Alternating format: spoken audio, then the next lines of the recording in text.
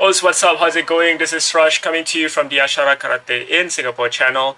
And this is a way overdue video because if you don't know, back in February of 2023, I had the opportunity to travel to Japan with a fellow black belt, Cheryl.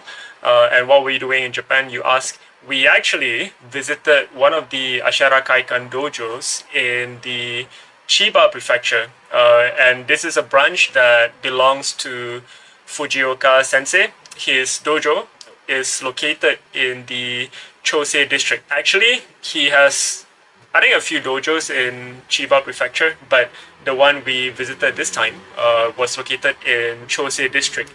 The last time I visited him was back in 2019, before the whole COVID-19 fiasco, and that dojo was located in Mobara. So it just so happened that in this trip, his practice was at Chosei district instead. So what is this video gonna be about? I thought it would be great to be doing a reaction video by sharing with you some footage of the practice that we had back in Chiba. So why are we doing this video? Because I guess not everybody have the opportunity to travel to Japan to practice karate, yet alone for some of you who are practicing Ashihara karate. You might be wondering, how different is Ashihara karate practice in Japan as compared to your country, wherever you're practicing at right now.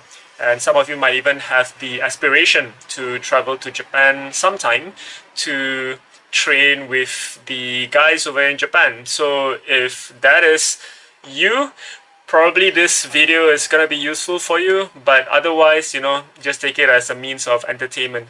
And before I kick on with this reaction video, just want to let you know that I've broken this video into two parts. The first part that I'm gonna be reacting to right now for the first time watching this video is gonna be covering on the Kihon, or basic practice, which includes the basic practice done stationary and basic practice done in motion. In karate terms, or in Japanese, we commonly call it as Ido Keiko. So without further ado, here we go. I wonder where you guys practice Ashihara karate in your home country. In Singapore, how we first started out was in a community club, and that's pretty common for a lot of martial arts activities in Singapore. We have community centers, or nowadays we call them community clubs, which are dedicated buildings for community gatherings, and commonly we practice martial arts in those kind of shared spaces. So in the Chosei branch where we visited, it seems to be a community facility, but this facility specifically seems to be more for martial arts practice. So the hall that we're in is actually, or rather it looks like it is shared use between kendo groups, and there is a tatami mat just next to where we're standing on right now. So that tatami mat area is probably used for judo or even aikido. So I got to know about Fujioka-sensei from Facebook, like how you probably guys came to know about me or came to know about Ashihara karate in Singapore. So when I first found out about him, it was because he commonly posted his training footage, or the footage of his class, up on Facebook.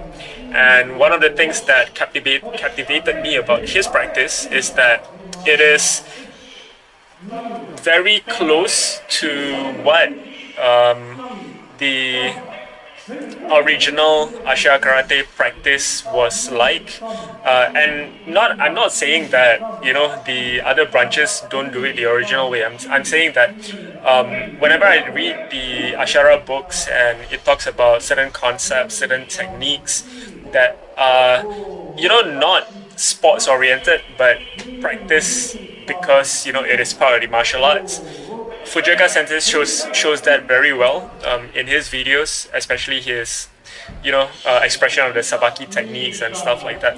And that's what attracted me to his dojo, or his program, in the first place. And fun fact, he is also a kickboxing instructor, and a couple of his students actually are well-known K1 athletes, or actually K1 champions, right? So if you want to know, let me know in the comment box down below. I'll give you the answer. But yeah, even though his Ashihara karate practice is generally not geared towards tournaments, but he knows what he's doing, right? So training over here starts off with simple warm-up. It seems to be the standard warm-up according to the Ashihara syllabus. In Singapore, we don't do it for every session. We reserve it, we do it like, once a month just to keep up with the syllabus, because the standard warm-up routine is actually quite long, so it takes a significant amount of the time. So usually we'll start off our practice with mobility exercises, and then we'll go on straight to karate basics. Okay, so back to the video. We're done with warm-up, and this is the start of Kihon, or stationary basics. And you guys can't see me and Cheryl over here because we're at the extreme end of wherever the video is showing right now. So we are closer to the glass door. You can see the glass door right ahead. So as usual, Kihon starts with punches, right? Standing in Sanchin stance. And whether it's Fujioka-sensei's branch or whichever other branch that I've visited in Japan, one thing I really appreciate about the instructors, or even the other black belts or the other participants, they are really not shy in critiquing the way you practice, giving suggestions on how you can improve, and tweaking even minor movements which is having to do with your basics, right? So if you can see in the video, Fujioka-sensei seems to be standing in front of Cheryl, again, whom you can't see right now, commenting about how she can improve her in this technique, the back fist to the face, which is part of the standard basics in Ashihara karate.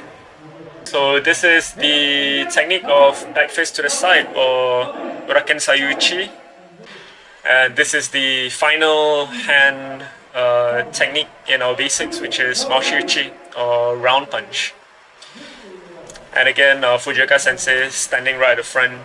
He takes his time to remind on the final points about how the technique is to be executed. Okay, that's the end of punches in Sanchin stance, and we move over to some more punches in horse riding stance, or kibarachi. So one of the differences that I realize with Fujioka-sensei's practice as compared to how we do it in Singapore is that in this instance, when we go to horse stance, right, we do it in a more regimented manner, in a sense that we don't jump to the horse stance, we start into the horse stance. And this is basically how we learn it, through the instructional videos and through our older instructors when we were first starting out. So I was like quite surprised that everybody jumped into horse riding stance. Not that it's a big deal for me, but it's just an interesting observation. Because sometimes, you will meet people who says that, this is not the traditional way of how we do it. We have to keep it to the same way our teachers teach us, and I appreciate the continuation of tradition, but sometimes we also need to question about whether certain things are worth keeping, whether they are practical to modern day use, and things like that. So, don't follow tradition just for the sake of it. Question it every time. Does it have a practical use? Does it add value to your current practice? So these are always some of the questions that always pop up in my head whenever it comes to martial arts practice, especially. And we have progressed to the receiving or blocking techniques with the hand, starting with high block or Jodanuke. And this is where I want to comment on one thing. With Joranuke technique or the high block technique, commonly we always see it as a block or deflection against a punch, but because of Fujioka-sensei, I actually learned that the seeming blocking techniques, which we thought is against a punch, could actually be used in grappling. So when he executed the high block, I understood that in a grappling situation, that same high block could be used to open up distance when you're grabbing, between two people. So if you're interested to look at that whole technique for me to give a bit of an insight, do let me know in the comment box down below. I obviously can't do it right now because of time constraints. And here he is commenting about sotoke, or receiving from the outside, which comes from the shoulder, then cutting to the front, covering the whole area of the body. So one of the questions that a lot of beginners will ask is, why are kihon movements or basic movements done in such big motions, while in sparring or in actual application, big motions almost don't make sense because the opponent will see it and it's too slow to capture the attack. And one of the important things to understand is that more than anything, they are actually teaching you body mechanics, right? As a beginner, sometimes it's difficult for you to appreciate finer movements, especially when your instructors are showing it in very small detail. So we deliberately exaggerate movements to show you and for you to tell your body that, hey, it's going to come from the outside, and then it's going to go to the front, and then it's going to go to the right, and stuff like that. So don't misunderstand when basic or kihon movements are done in an exaggerated manner, that it's not for practical application, okay? It is for practical application, but not directly.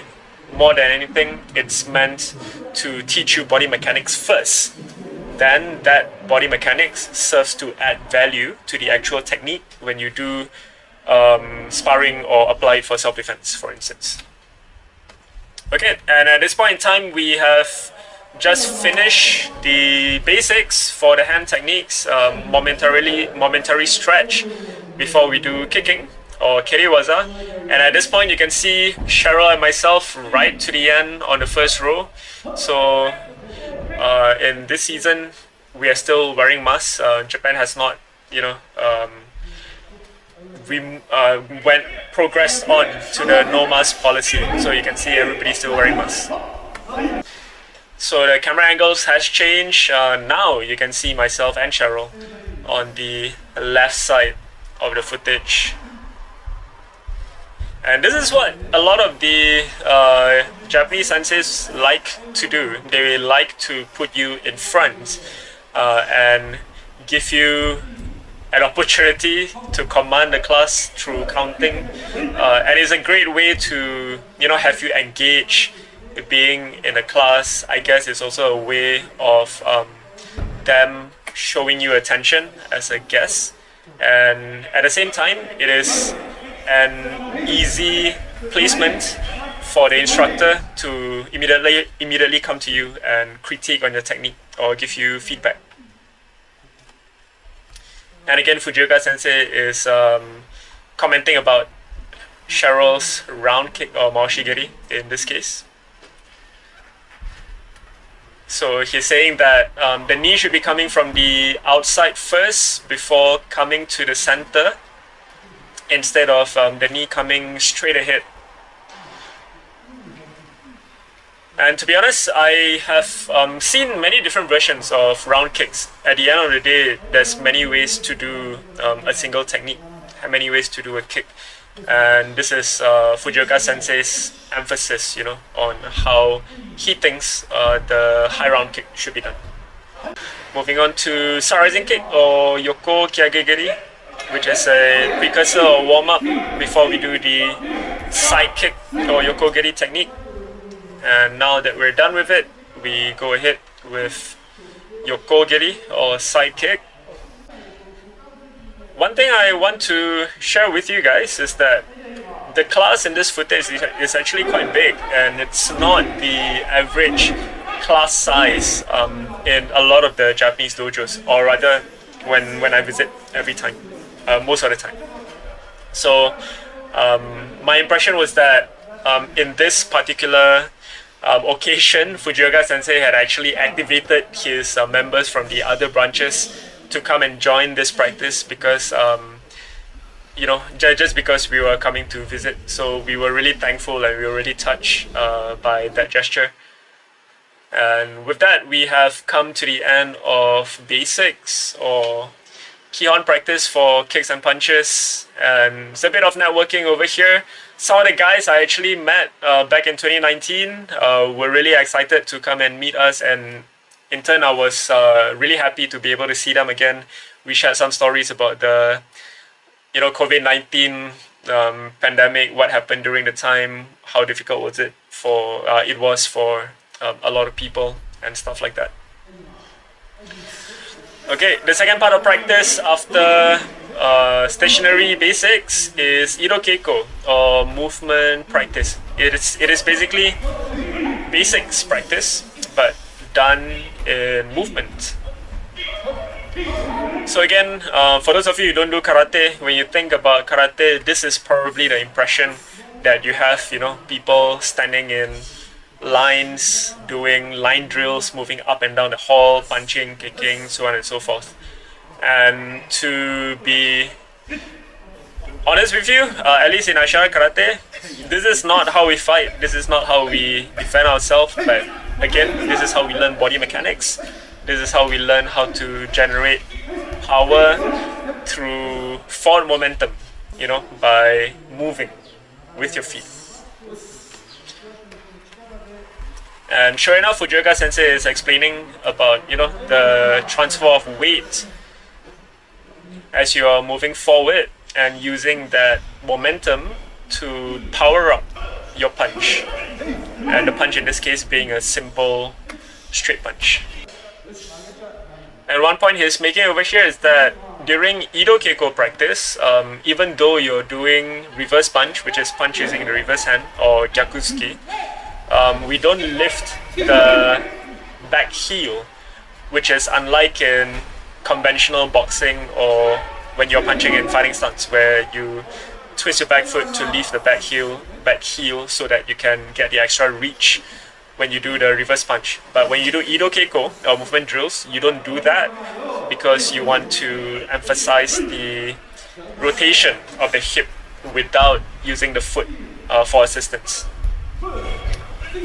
And here we go with Mai Kagegeri, or front rising kick. And if you're like me, back during the early days of the COVID-19 pandemic, we had to do mask with everything, which includes karate practice with mask when we were finally allowed to practice again in masses in public. So at this point in time during our visit in Singapore, the mask policy were already eased by a lot, but we still had to be wearing masks during practice, and it was difficult to breathe. So both Cheryl and I were really trying to hang in there and being reminded ourselves about how the whole feeling was like back when we had to practice with masks. And to be clear, it is actually not a must to be putting on masks during practice. It's just that it's a social norm, and when you don't do it, you get kind of funny stares from people. Not from the karate group per se, but I'm talking about the general Japanese public, right?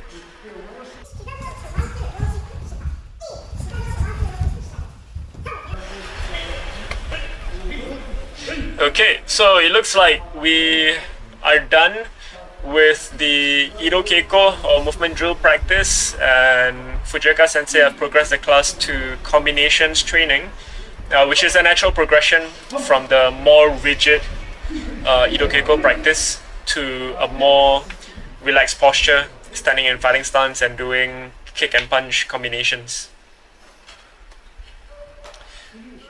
So knee kick, low kick, take a position, second knee kick, and finish off with a high round kick, right? And again, without any context for tournament applications or whatnot, it is a technique lifted off one of the Ashihara katas, which incorporates, basic receiving and attacking techniques and positioning.